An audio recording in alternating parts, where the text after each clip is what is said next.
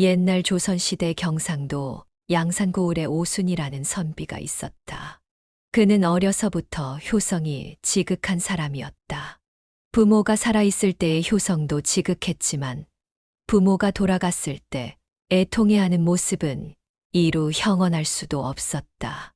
그는 부모가 돌아가시자 고을 밖 영취산에 안장한 후묘 옆에 움막을 짓고 거기서 3년 동안 살게 되었다. 이런 일을 심묘라 하는데 상제가 된 사람은 그동안 옷도 안 갈아입고 세수도 않고 음식도 제대로 먹지 않으면서 마치 산 부모를 섬기듯 하는 것이었다. 그리고 이 심묘를 하는 것은 부모님이 살아 계실 때 좀 더 효도하지 못한 것을 용서를 비는 뜻도 되었다. 오순이 심묘막에서 밤낮을 가리지 않고 통곡하는 소리가 얼마나 애절하였던지 지나가는 사람이 모두 눈물을 흘렸다고 한다. 심묘막에서 오리쯤 비탈을 내려간 곳에 맑고 맛있는 수샘이 있었다. 오순은 이 약수를 매일매일 떠다가 제사상에 올렸다. 아무리 궂은 날이라도 거르는 일이 없었다. 그런 어느 날 밤 갑자기 산이 무너지는 소리가 나며 숲과 바위가 무섭게 흔들렸다. 이튿날 아침 오순이 문득 보니까 심묘막 바로 앞에 난데없는 샘물이 솟고 있었다. 그러나 오순은 무심히 보면서 산골 비탈 아래의 샘으로 물을 길러 내려갔다. 그런데 어제까지 있었던 샘이 흔적조차 보이지 않았다. 해괴한 일이었다. 할 수 없이 다시 심묘막에 돌아온 오순은 새로 솟고 있는 샘물을 떠 마셔보았다. 그 물은 신기하게도 비탈 아래의 것보다 훨씬 더 깨끗하고 맛도 좋았다.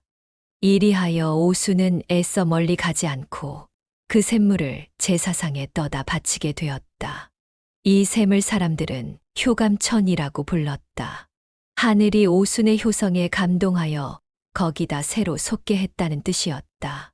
심묘막이 있는 영취산에는 전부터 무서운 호랑이가 산다는 소문이 나 있었다. 이 때문에 오순의 식구는 언제나 걱정이 심했다. 그러나 오순은 조금도 무서움을 타지 않고 또 호랑이의 해도 입지 않았다. 그러다가 어느 날 큰 호랑이 한 마리가 심묘막 안으로 들어와 쭈그리고 앉았다. 이날은 바로 소상날이었다. 제사를 마친 오순은 호랑이 앞으로 다가와서 점잖게 말했다. 너는 나를 해치러 왔느냐? 호랑이는 고개를 크게 가로저었다. 그러면 어째서 나가지 않느냐? 오순이 꾸짖듯이 말했다. 호랑이는 그제야 커다란 머리를 한 번 숙였다. 모습이 마치 길잘 들인 가축과 같았다. 이렇게 다시 밖으로 나간 호랑이는 심묘막 앞에 다시 쭈그리고 앉았다.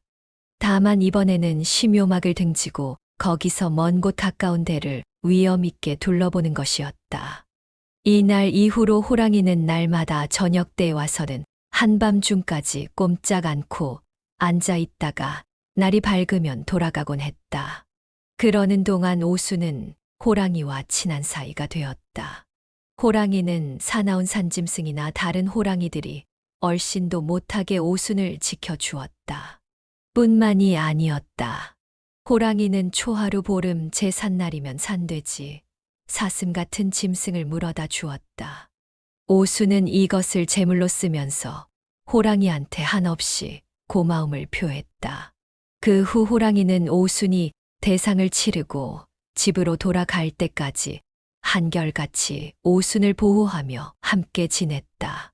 산에서 일어난 이 두 가지 일, 즉 효감천 샘물과 호랑이의 일은 모두 오순의 효성 때문에 생긴 하나의 기적이었다. 이 밖에도 심묘막에 있을 때 생긴 신기한 일은 꽤 많았지만은 사람들이 오늘날까지 전하는 이야기로서는 이것이 가장 색다르다 할 수 있다.